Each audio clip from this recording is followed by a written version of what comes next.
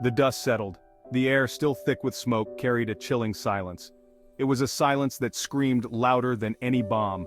In the wreckage of a home that moments ago pulsed with life, a miracle unfolded. A baby boy, swaddled in blankets, his cries muffled by debris, was pulled from the rubble. His name was Omar Muhammad al-Hadidi.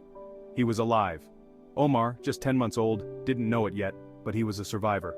His world, as he knew it, had vanished. Gone were the familiar sounds of his mother's lullaby and the comforting presence of his family. He was alone, surrounded by strangers, his tiny body racked with sobs that went unanswered. The world looked on aghast at the raw devastation in Gaza. But amid the ruins, Omar's story began. His heart, a tiny drumbeat of resilience, echoed in the silence. The days leading up to that fateful night had been filled with fear. The skies above Gaza, once filled with the laughter of children playing, were now streaked with fire. The rhythmic boom of bombs replaced the melodies of daily life.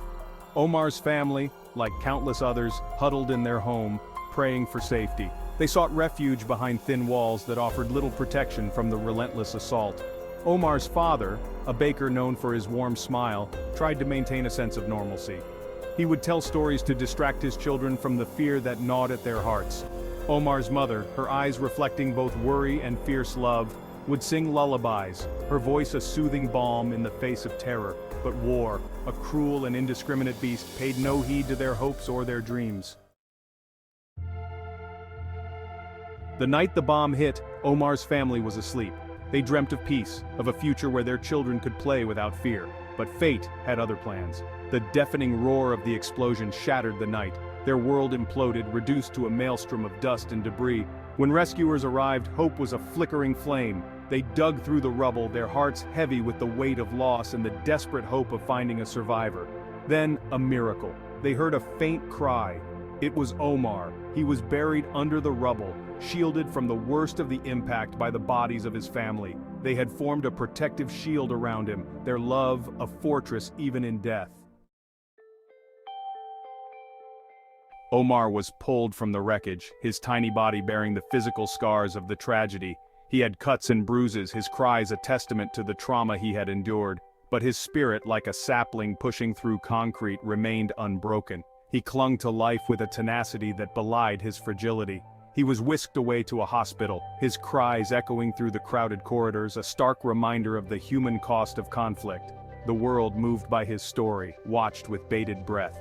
His survival, a beacon of hope amid the despair, captured the hearts of millions. Donations poured in, a testament to the inherent goodness that resides in humanity. Omar, the boy who had lost everything, had become a symbol of resilience, a testament to the indomitable spirit of those who dare to hope even in the face of unimaginable loss. As Omar grew, so did his scars. They were a physical manifestation of the trauma he had endured, a constant reminder of the night his life changed forever. But they were also badges of honor, testaments to his incredible will to live. Each scar told a story of loss, of resilience, of the enduring power of the human spirit. Omar learned to walk, to talk, to laugh again. He carried the love of his family, a love that transcended even death in his heart. He was a living embodiment of the phrase, "What doesn't kill you makes you stronger." His story resonated with people around the globe, a stark reminder of the human cost of conflict and the resilience of the human spirit. Omar's story is not just about survival, it's about hope. It's a testament to the strength of the human spirit, the power of love, and the importance of clinging to hope, even in the darkest of times. It's a story that needs to be told and retold, for it speaks to the resilience of the human spirit and the possibility of finding light even in the deepest shadows. His story reminds us that even in the face of unspeakable tragedy, life goes on. It reminds us that hope can bloom even in the most desolate of landscapes. It compels us to look beyond the headlines, beyond the statistics, and see the human faces of conflict. Omar's story is a call to action, urging us to strive for a world where children no longer have to endure the horrors of war, a world where every child like Omar has the chance to grow up under a sky of peace, not fire.